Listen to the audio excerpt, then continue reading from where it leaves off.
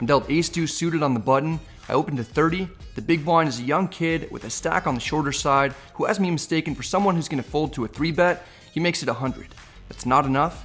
I call for 70 more. We're heads up in position. The flop comes Jack 5-3 rainbow. We've got a gutter with 1 over and a backdoor flush draw. The big blind down bets to 65. He's probably doing this with a very wide range, potentially with plenty of ace-high hands that are ahead of us. My hand is way too strong to let go for that price. I call with intentions to bluff at it at some point if I need to. The turn is the 5 of diamonds. We pick up a straight flush draw. I like that card a lot. The player slows down and checks. Doesn't have that much behind relative to the game that we're in. I told you that I was going to pay that pain forward. I do the most fun thing that I can think of, announcing that I'm on. All in? The jam is for 780 effective. It's more than twice the size of the pot. When I play against people who buy in and play for a long time with substantially less than the max buy-in amount, I assume they do so because they're being cautious with their money rather than for strategic purposes. I like to put these types of people to the test, particularly when I have a monster draw. The only concern that I have is that the player could have pocket jacks. Even if that's the case, I'll just drill the 4 of diamonds. No big deal there. The player doesn't snap call, so he clearly doesn't have a boat. He doesn't snap fold either though. He could still have a hand with some value and is thinking that the shove looks fishy because it is. We're about to see if the opponent can be a hero that no one needs right now. Part of me wants to fold, part of me wants to call so I can hit an offsuit 4 and win. Actually, hitting a deuce might be enough. After 15 seconds, the player lets his cards go. We get it through. That'll teach him not to 3-bet me. Perhaps he'll do it more. Can't be sure. All I know is that this is a real-time image of both of our heart sizes. I'm stuck almost 2,200. I add on for 1,400 more. I'm in for 4,200 total when I'm dealt 8-6 suited in the big blind. The hijack opens to 40. The button calls. It's 30 more for me. I call. We go 3 ways to the flop. It comes Jack 7-5 with 2 clubs. We flop an open-ended straight flush draw. Oh baby. I check. The hijack continues for 60. The button calls. I consider putting in the check raise. There's so many cards that can help me out. I call in order to wait until I actually hit my hand before inflating the pot. The turn is the ace of clubs. We finally hit a draw today. It only took 6 hours. If you recall 2 hands ago, I led turn as a bluff when the flush draw got there. I'm going to do it here when I actually have it because I don't want it to get checked back. I bet 225. The hijack thinks for a while, then makes the call. The button folds, it's heads up. The final card is the 6 of diamonds. It's a decent one since no additional hands beat me. The entire table saw me bluff river in a similar situation when I only had the nut blocker. Time to make the same play, but this time for value. I bet 600. If I get called, I won't get unstuck. It'll do a lot to get my mindset back where it needs to be though. Ultimately, the player folds. That's the first significant pot that I've won all session. I'd love to stay and play longer, but I have dinner plans, so I rack up. Next, we look down at 7-4 hearts in the big blind. The button raises to 15. The small blind calls. I'm getting a good price with suited cards that can make a straight. I call. We're going 3 ways to the flop without high expectations since our starting hand isn't great, but 7-4 of hearts under promises and over delivers. The dealer puts out 6-5-3 with 2 hearts. We've got a straight with an open-ended straight flush redraw. I had a royal flush draw in the session from earlier today at Bellagio, so this is the 3rd straight flush draw that I've had within a short time frame. I've still never captured my own straight flush on a vlog. It'd be cool to do it here. The small blind checks. I check to the pre-flop raiser hoping that he'll have something or will at least make a bluff attempt. He comes through with a bet of 35. The small blind calls. I've got almost nothing to worry about. If I didn't have hearts, I'd raise. Since I've got 2 of them, I call. All 3 of us are still in, and the turn is the queen of clubs. The small blind checks. Let's see if the button wants to fire a second bullet. I check to him again. He may suspect that something's up after getting 2 calls on the flop. He checks back. The river is the 4 of diamonds. It's a terrible card since now there are 4 to the straight. It's possible that someone else is taking the lead with 8-7 or is chopping with us, or will no longer want to put any more money in the middle. The small blind checks. I can't allow this to check through. I bet 110 in order to represent a fake missed flush draw. The button has air and folds immediately. Not the small blind though. He snap calls. Locked it, but 2-3. Oh, low end.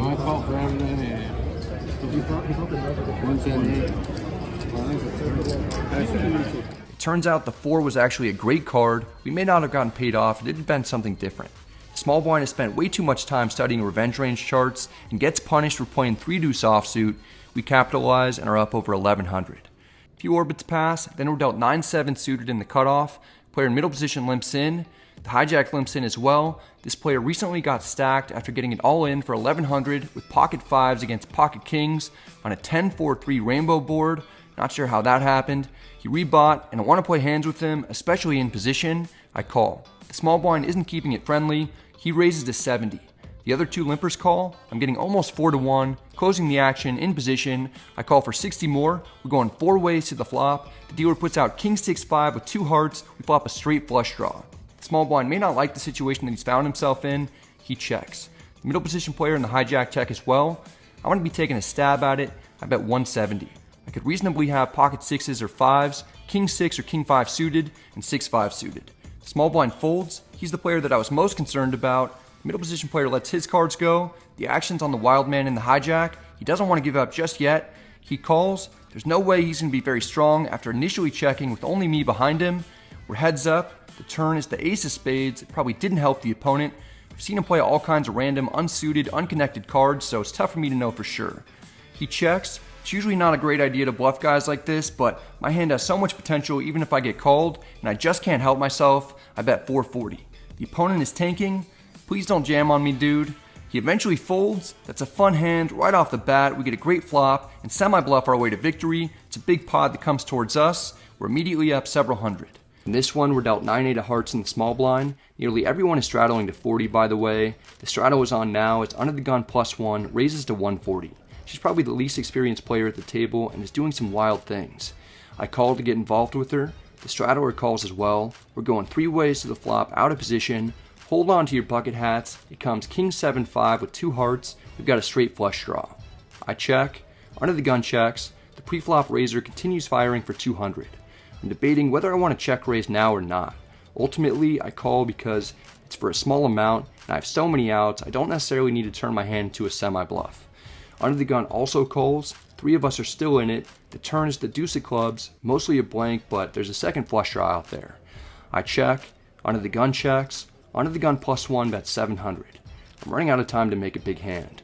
On the flop, my sense was that neither opponent really had much. I took more of a passive line then. I choose the more aggressive line here, and I check raise to 2,000. Oh, yeah. I've got moves for days. The opponents at the higher stakes don't know what hit them, except under the gun shoves for 5,800. Oh, shit. Give me back my 2,000. That was a joke bet. It wasn't intended to be taken seriously, although I can see how maybe someone could have mistaked it for a serious bet. The situation gets worse as under the gun shove is followed by under the gun +1 shove for 4,200. This is disgusting. 2 all-ins. How much? Can I get counts for this for both? I had both players covered to start the hand. I asked for counts so I can do some calculations at the table. There's about 13,000 in the middle, and I have to call 3,800 more for a chance to see 1 card. I have no clue what to put the opponents on. The under the gun player's line in particular is odd since he just flatted the flop bet after 2 people put money in, then cold 3-bet shoves the turn. It's very suspicious, and it seems like he could also be on a draw. If he or the under the gun +1 player have a better heart draw, I won't have nearly as many outs. There's some likely scenarios where I only have 4 outs. For example, if one player has ace-deuce of hearts and the other player has ace-king or a set, I'd only have a 9.5% chance of winning, and I'd need over 9-1 pot odds for calling to be profitable. In this hand, I'm getting about 3.4-1 on a call. I need to win more than 22.5% of the time for a call to be profitable. I don't see how I could be getting it in against 2 players while having more equity than that. After tanking a long time, I realize that I can't stick around. Alright, I fold. The players agree to run it twice. I'm sick to my stomach thinking about the fold that I just made. If I would have ended up winning a $17,000 pot by making a call that I didn't make, I'm going to have a hard time sleeping for a while. Please don't put a heart or a 6-out dealer. The first river is the king of diamonds pairing the board. We almost certainly would have lost that one. The second river is the 3 of diamonds. We would have completely bricked both runouts and lost an extra 3,800. It's time for the reveal. Under the gun shows queen 7 of clubs for a pair of 7s and a missed club draw. That's not going to win it. Under the gun +1 shows pocket deuces for a turn set to scoop the entire pot. I mentioned earlier that I needed 22.5% equity for a call to be profitable. Now that we know the other 2 players' cards, we see that even without either opponent having better hearts, I only had 21.4% equity. I'm very glad that I folded, but I'm a little annoyed at myself for not check raising the flop since I likely could have won the pot at that point before both players drastically improved. Here we pick up 3 deuce of diamonds in the big blind. Sonny has a short stack. He limps in from under the gun. Spraggy raises to 40 from under the gun +1. The cutoff calls. Folding is reasonable, but I'm not in the mood. I call for 30 more. Sonny isn't in the mood to fold either, and he's also not in the mood to call. He puts in the limp 3-bet jam. Oh, Sonny! This is when I turn the camera off because we're not getting it all in with 3 deuce suited. Then Spraggy folds, then the cutoff folds. All of a sudden, I'm getting a good price against a guy who's had a rough night, but maintained a great attitude, and is willing to get it in blind for 800 pre-flop. There's some dead money in the middle, and it isn't super expensive. We're turning the camera back on. Sonny, Brad, if you fold here, let's call. if you Let's fold, call. leave. We're calling. Thank you. Great call, Pre, by the way. I think your head's Sonny. Wow! Oh my god, it's Holy so gross. No. We flopped a straight flush draw with the flop coming king 5-4 with 2 diamonds. 7 of clubs on the turn doesn't help us. We're down to 1 card. I'm actually totally fine losing this one. The deck doesn't want us to though. Wow! Alright, I honestly was trying to do you a favor, Sonny. What do we have? Such a fucking Nines. horrible river too. Wow. I obviously was not trying to win. That's horrible though. Yeah. So horrible. In the moment, I don't even process that Sonny rivered the set of 9s as we rivered the flush to scoop the pot. He's absolutely right. That is horrible. I made the call pre-flop for fun because I've been enjoying playing with Sonny. I actually don't want to see him go. Sonny, Must be nice to what'd play you with get? you. 250? Yeah. Must be nice to play. Alright, with I'll give you it back, No, man. no, I don't want that. No. I don't want that. Dog is swimming in YouTube money. Thank you for the offer. You sure? Like a boss, Sonny turns down the offer for his money back. I do the same thing, so I respect it. Sadly, he's not dealt in when the game starts to go off the rails even more. In this one, we're dealt 10-9 of spades on the button, the straddle's on, the cutoff raises to 50. He's the only player that we've been able to beat with jiggities today. We could call, or we could mix in some 3 bets. These opponents are making pots big enough on their own without me adding to it. I call. The big blind is the player that we beat with queen 10 suited. He calls. The under the gun straddler is the opponent we beat in the previous hand with ace queen. He 3 bets to 340. All 3 Spanish players at the table are involved in this pot. They've teamed up to collectively get revenge. It's a smart move that they probably learned from Maximus Decimus Meridius. The cutoff folds, we're playing deep and are in position. I call to see a flop. I'm not going to let these guys push me around. The big blind folds, it's heads up. The flop comes ace 8-3 rainbow. On the surface, we've got nothing, but if you dig a little deeper, we've also pretty much got nothing. The opponent down bets to 240. He could have aces or ace king, but he can also have hands like kings, queens, jacks, 10s, and 9s that'll hate this flop. And what those hands will hate even more is getting called on the flop. I joked earlier about having nothing, but there are a ton of cards that can help us improve to a draw, like any spade, queen, jack, 7, or 6. I float, with plans to turn our hand into a bluff if the opponent checks to us. The dealer puts out the 7 of spades. It's the best card that we could have gotten, so we pick up the straight flush draw. Under the gun slows down and checks. This is our opportunity to win the pot without making a real hand. If under the gun has one of those high pairs below an ace, I don't need to bet much as a semi-bluff to get him to fold. If I had a strong hand like ace queen or a set of 8s, I wouldn't bet that much anyway. I make it 400. The opponent believes the story that we've got a monster as he folds without even thinking about it.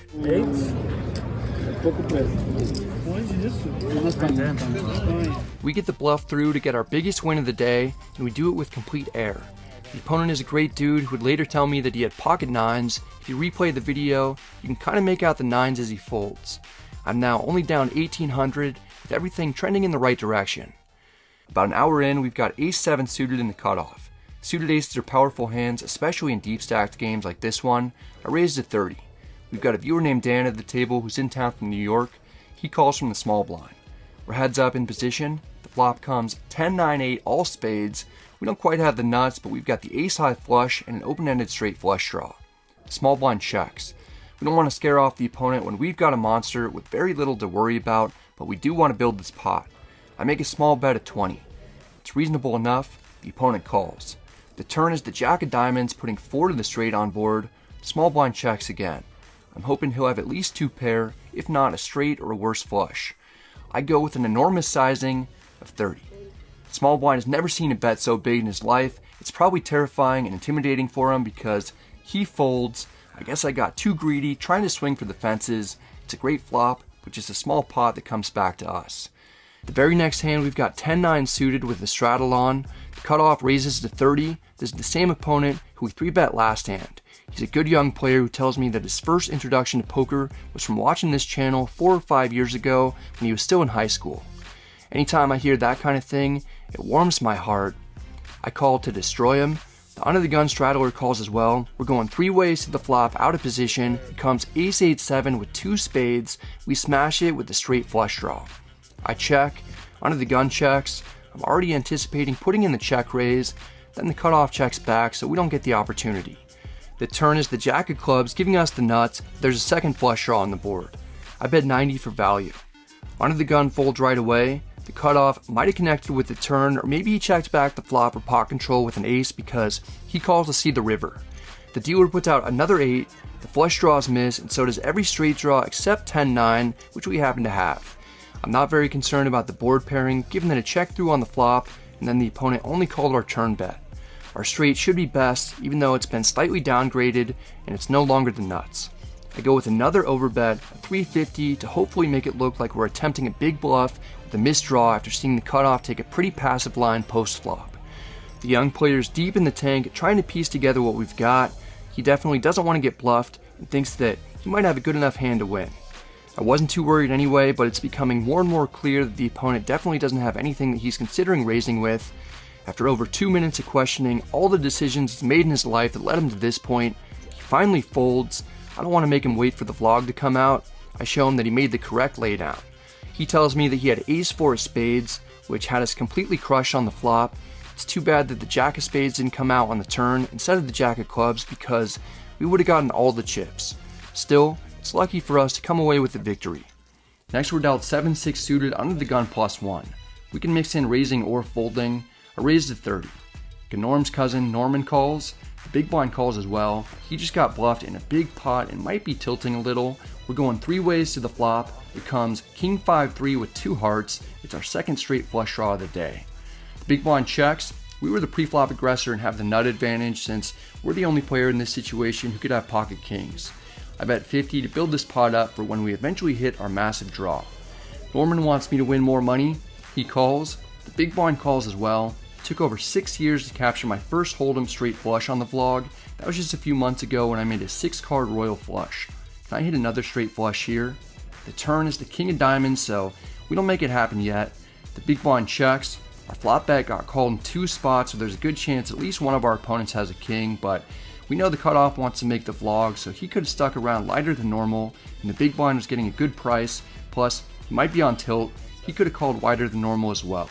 I continue repping a king or better. I bet 170 to weed out most hands worse than trips. The cutoff isn't in a rush to make a decision. He thinks over his options carefully before ultimately folding. The big blind doesn't believe the story that we're trying to tell. He calls.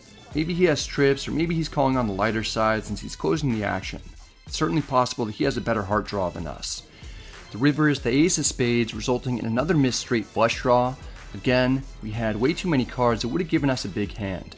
When we flop middle pair on a king high board, we drill 2 outers immediately, but when we have 12 outs twice, the universe shuts the door in our face. You know what happens when one door closes though, right?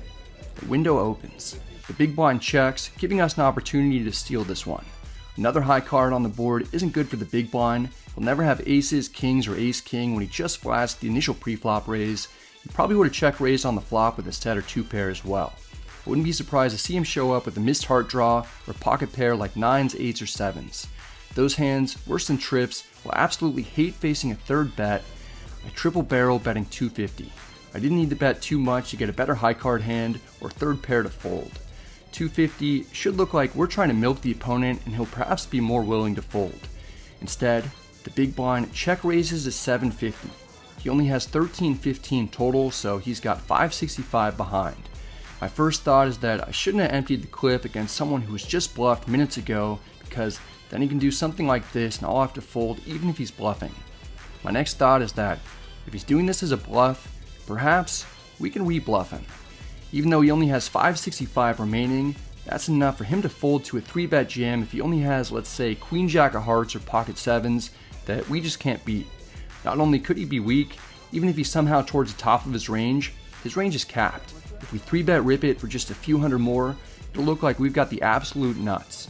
We could definitely have pocket kings, ace king, and maybe even aces full, although we would have checked aces on the turn. Still, the big blind just won't have those hands.